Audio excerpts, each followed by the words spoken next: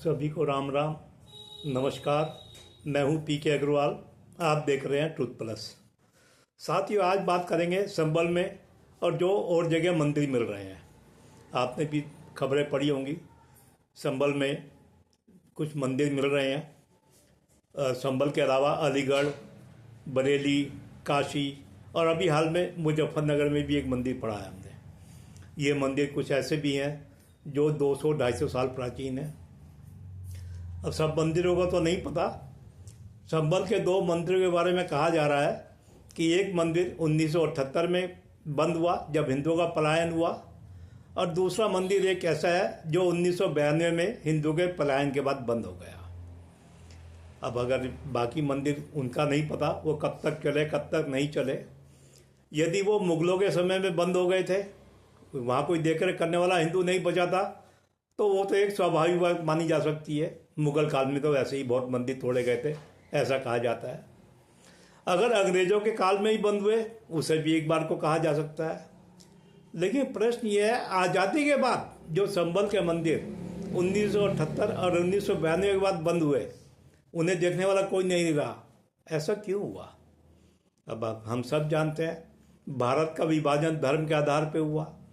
इस्लाम के आधार पर मुस्लिम राष्ट्र पाकिस्तान बना, भारत को सेकुलर राष्ट्र बनाया गया।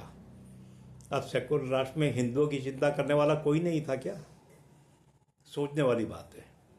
क्या अगर हम आपसे कहें इन मंत्रियों की इन हालत के लिए कौन जिम्मेदार हैं, तो हम सब बड़ा आसानी से जवाब दे देंगे कि एक समुदाय विशेष जिम्मेदार है। लेकिन समुदाय विशेष कहना बड़ा आसान काम है। इस जिम्मेदारी को थोड़ा आगे बढ़ा के चलते हैं। क्या अगर हिंदुओं का पलायन हुआ, किसी भी कारण से हुआ हो, क्या इसके लिए उस समय की सरकारें जिम्मेदार नहीं हैं? अब संभल का ही उदाहरण लें। संभल में कौन कौन सी सरकारें रही होंगी उस वक्त? कांग्रेस सरकार, जनता पार्टी की सरकार, समाजवादी पार्टी की सरकार। तो इनके समय में मंदिर बंद हुए, इन्होंने क्यों नहीं चिंता करी? क्योंकि ये सेकुलर सरकारें थी। क्या इन्हें हिंदुओं ने वोट नहीं दिए? वोट तो हिंदुओं ने भी दिए होंगे ना। भले ही हिंदुओं के वोट सामूहिक रूप से ना रहे हों। हिंदुओं के वोट में विभाजन हो रखा है। जातिवाद हिंदू धर्म का सच है, तो हिंदुओं में विभाजन हो रखा है। दलित का वोट अलग है, आदिवासी का अलग है, पिछड़े का वोट अलग है, जातिवादियों का वोट अलग है, ब्राह्मणों आदि का वोट अलग है। तो हिंदुओं के वोट तो गए इन सरकारों में भी। उस समय तो विपक्ष था ही नहीं ना। जो भी सरकारें बन के आई थी, सबके वोटों से बन के आ रही होंगी, ये तो आप मानेंगे। लेकिन उन्होंने हिंदुओं की चिंता नहीं करी, क्योंकि जो वोट उनके पास गया उसे हिंदुओं में नहीं गिना गया, उसे जातियों के आधार पर गिना गया। दलित का, आदिवासी का, पिछड़ों का या और ब्राह्मणों आदि अलग अलग। अब प्रश्न ये है, हिंदुओं, क्या तुम नहीं चाहते हिंदू धर्म का सम्मान हो इस देश में? विभाजन के बाद सनातन की पूरी तरह से स्थापना हो। भाई ये फिलहाल तो आपके एक वोट की ताकत है ना, जो आज ये मंदिर ढूंढे जा रहे हैं, निकल भी रहे हैं। अब संभल तो कल्कि भगवान का अवतार स्थल कहा गया है। अब कल संभल तो हो सकता है भविष्य में एक बड़ा तीर्थ स्थान बन जाए। तीर्थ स्थान बनने का मतलब है तीर्थाटन में वृद्धि, पर्यटन में वृद्धि। ये सब चीज़ें रोजगार भी निर्मित करती हैं। अब ये तो वहाँ रहने वाले जाने कि अगर सनातन की वृद्धि होगी, स्थापना होगी, तो रोजगार का लाभ उन्हें भी मिलेगा। लेकिन दूसरा पहलू तुमसे पूछता हूँ, हिंदुओं में ये मंदिर मिल तो गए हैं, प्रश्न ये है ये कब तक चलते रहेंगे? क्या इसमें हिंदू नित्य पूजा वगैरह करने जाएंगे? हिंदू तो अपने घर के आसपास के मंदिरों में भी नहीं जाता, तो प्रश्न यहाँ जाएंगे नहीं जाएंगे? सवाल दूसरा है, आप फिर वोट बंटकर देंगे। आप दलित, आदिवासी, पिछड़ा, जातिवादी बनकर वोट देंगे, फिर आपका वोट हिंदू वोट नहीं गिना जाएगा।